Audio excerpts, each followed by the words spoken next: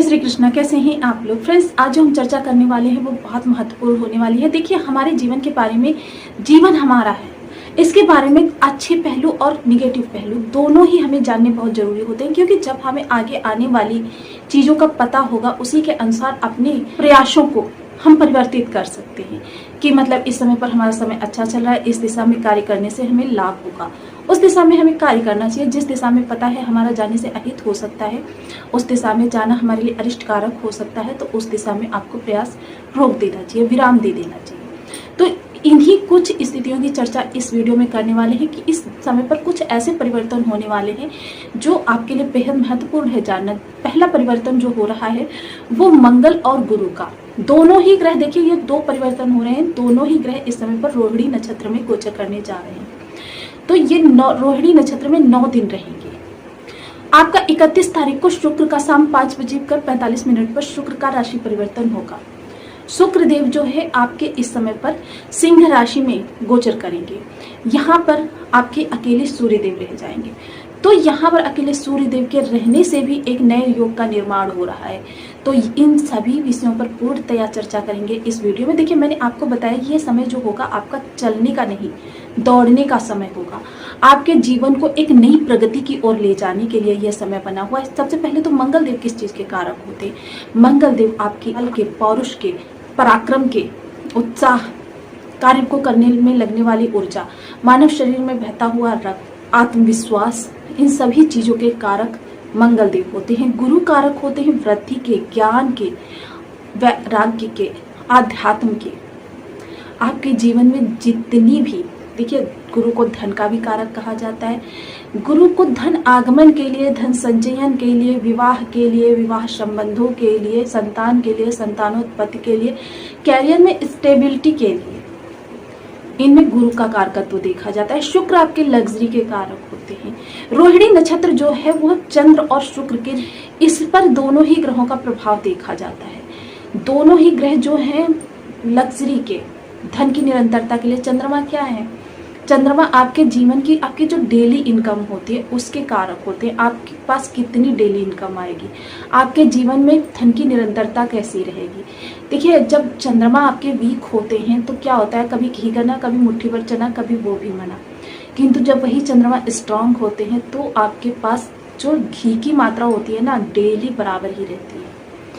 तो चलिए आज चर्चा करते हैं इन्हीं सब विषयों पर कि आपके लिए इस समय पर कौन से पहलू पॉजिटिव होने वाले हैं, कौन से पहलू आपको थोड़ा सा निगेटिव होने वाले हैं, जहां से आपको सतर्क रहना चाहिए।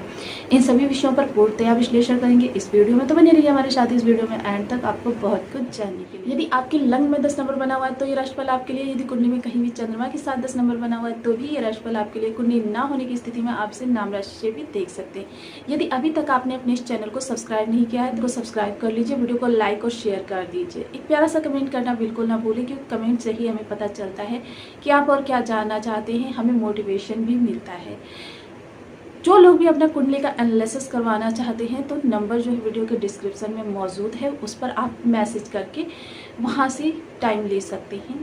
वीडियो को प्रारंभ करते हैं। देखिए, सबसे पहली बात तो देखिए, मंगल देव इस समय पर कहाँ पर गोचर कर रहे हैं? मंगल और गुरु कर रहे हैं आपके पंचम भाव में। पंचम भाव के लिए ये स्थितियां बहुत अच्छी बनी हुई हैं। पंचम भाव का कारकत्व गुरु के पास है और गुरु की जो दृष्टियां जा रही हैं पंचम दृष्टि से, वो भाग्य भाव को देख रहे हैं। यानी कि भाग्य भाव में जितनी भी आपकी नकारात्मकता फैली हुई थी या निगेटिविटी जिसे कह सकते हैं फैली हुई थी, उसको यहाँ से गुरु समाप्त कर रहे हैं। मंगल देव यहाँ पर देखिए आपके, यदि आप देखिए इस समय पर इंटरनेट से जुड़े हुए, कोई क्रिएटिविटी वर्क करते हैं या फिर आप कंस्ट्रक्शन के कामों से जुड़े हुए हैं, भूमि के कार्यों से जुड़े हुए हैं, किसी भी तरीके से सेना से जुड़े हुए हैं, या फिर कोई ऐसा कार्य करते हैं जिसमें कि आपको लोगों से मिलकर कार्य करना पड़ता है, यानी कि फील्ड वर्क, मार्केटिंग, इन तरीकों के कार्य करते हैं, तो इस समय पर मंगल देव आपके लिए बेहतर, यानी कि लग्जरियस टाइम का निर्माण करेंगे। लग्जरियस टाइम जो ये होगा आपका बहुत ही अच्छा होगा, यानी कि आपके जीवन में इस समय पर धन की वृद्धि होती रहेगी, क्योंकि रोहिणी नक्षत्र जो है शुक्र का भी नक्षत्र है और धन के लिए दोनों ही ग्रह महत्वपूर्ण होते हैं कि धन आ रहा है और उसमें निरंतरता भी आ रही है। दोनों ही ग्रह महत्वपूर्ण होते हैं और दोनों ही ग्रहों का मिला जुला शुरू होता है रोहिणी नक्षत्र। रोहिणी नक्षत्र को बहुत ही सुंदर माना जाता है, बहुत ही सुंदरता का प्रतीक होता है। भगवान श्री कृष्ण का भी जन्म इसी नक्षत्र में हुआ था। तो आध्यात्म की दृष्टिकोण से भी ये नक्षत्र बहुत महत्वपूर्ण हो जाता है। अब इनकी सप्तम दृष्टि जो जाएगी स्वयं की ही राशि को, यानी कि आपके लाभ भाव को देखेंगे। इस समय जो शेयर मार्केट से जुड़े हुए लोग हैं उनके लिए बहुत ही बेहतर समय है। बड़े भाई बहनों का सपोर्ट आपको मिलेगा। इस समय कुछ ऐसे काम होंगे जो आपके रुके हुए होंगे। रुके हुए कार्यों में इस समय पर आपको लगेगा कि किसी के सहयोग से वो कार्य आपके अपने आप ही आपको मदद मिलती चली जाएगी। ये वो समय होगा क्योंकि गुरु जो हैं और मंगल दोनों बहुत ही बेहतर समय का निर्माण करेंगे कि एक दैवीय शक्ति इस समय पर आपके आसपास रहेगी। तो उस दैवीय शक्ति के पराक्रम से आपको लगेगा कि आपके सामने से मदद मिलती हुई दिखाई देगी। लोग आपसे सामने से चलकर आपको मदद देने के लिए प्रिपेयर करेंगे। तो यह समय काल जो होगा आपके लिए बहुत बेहतरीन समय होगा। आपके जीवन से इस समय पर संघर्ष जो है आपको कम होते हुए दिखाई देंगे। अब इनकी अष्टम दृष्टि जो जाएगी वो आपके द्वादश भाव पर जाएगी। तो जो देखिए आपके इस समय पर यदि कोई कोर्ट कचहरी का केस है, उस कोर्ट कचहरी के केस को आप थोड़ा सा एक स्टेप आगे बढ़ा सकते हैं। विदेशों से जुड़कर कोई कार्य कर रहे हैं तो आपके लिए बहुत बेहतरीन समय। इस समय पर देखिए थोड़े से आपके खर्चे बढ़ेंगे आपको, लेकिन क्या है गुरु का भी साथ है मंगल के साथ। तो इस समय पर क्या है खर्चे जो होंगे आपके खर्चे इस समय पर तो आपको वो बहुत ही खलेंगे, किंतु जो भविष्य में है भविष्य में आपको उनका बहुत अच्छा रिजल्ट देखने के लिए लगेगा। तब आपको लगेगा कि ये आपका खर्च नहीं बल्कि इन्वेस्टमेंट था। इस समय पर यदि कोई इन्वेस्टमेंट करना चाहते हैं उसके लिए भी बहुत बेहतरीन समय है। वहीं यदि शुक्र की बात करें तो शुक्र इस समय पर आपके अष्टम भाव से गोचर करेंगे। अष्टम भाव में सौम्य ग्रह का जाना ज़्यादा अच्छा नहीं होता, किंतु इन्होंने शनि के साथ समसप्तक राजयोग का निर्माण किया है। वहीं केंद्र संबंध बन रहा है गुरु मंगल के साथ में, तो यानी कि इनकी आधी से ज़्यादा नेगेटिविटी समाप्त हो चुकी है। शुक्र इस समय पर आपको गुप्त धन का लाभ करवाएंगे। आपकी वाणी को पोलाइट करेंगे। जो शनि के प्रभाव से आपकी वाणी जो बहुत हार्श हो रही थी वो वाणी समय पर पोलाइट हो जाएगी। मैंने पहले भी आपको एक बार बताया था कि वाणी के प्रभाव से आपके बहुत सारे ऐसे काम होते हैं जो अटके हुए कार्य बन जाते हैं। पैतृक संपत्ति का लाभ होता हुआ दिखाई देगा। ससुराली पक्ष से बहुत अच्छे संबंध होंगे, वहां से आपको गिफ्ट वगैरह की भी प्राप्ति हो सकती है। ननिहाल से थोड़ा सा संबंधों को सुधार कर रखें। एक थोड़ी सी आपके लिए निगेटिव परिस्थिति बन गई है। देखिए इस समय पर आपके षष्ठ भाव में पाप कर्तरी योग भी माना जाएगा, क्योंकि ये पाप कर्तरी योग आप जानते हैं थोड़ा सा आपके लिए निगेटिव होता है। इस समय शत्रु पक्ष को पूर्णतया अवॉइड करें। जो लोग प्रतियोगिता में बैठ रहे हैं उनके लिए तो बहुत बेहतरीन समय रहेगा, किंतु जिनके लिए पात्रता के लिए आपको बिल्कुल शांत रहना है, अवॉइड करना है ये 15 दिन आपको, क्योंकि षष्ठ भाव के एक तरफ मंगल देव की गोचर हो रहा है और दूसरी तरफ सूर्य देव का गोचर हो रहा है। अब सूर्य देव यहाँ पर थोड़े से आपके दाम्पत्य जीवन में तो तनाव पैदा करेंगे, किंतु आपके लग्न के लिए बहुत अच्छे हैं। इस समय आपके अंदर थोड़ी सी देखिए जो अहंकार की भावना है, अहम है, उस अहम को थोड़ा सा आपको कंट्रोल करना है। बाकी आपके व्यापार वृद्धि के लिए बहुत अच्छा है। इस समय पर थोड़ी सी आपको स्किन प्रॉब्लम्स हो सकती हैं क्योंकि गर्मी बहुत ज़्यादा पड़ रही है, हो सकता है उसकी वजह से कोई दिक्कत हो जाए।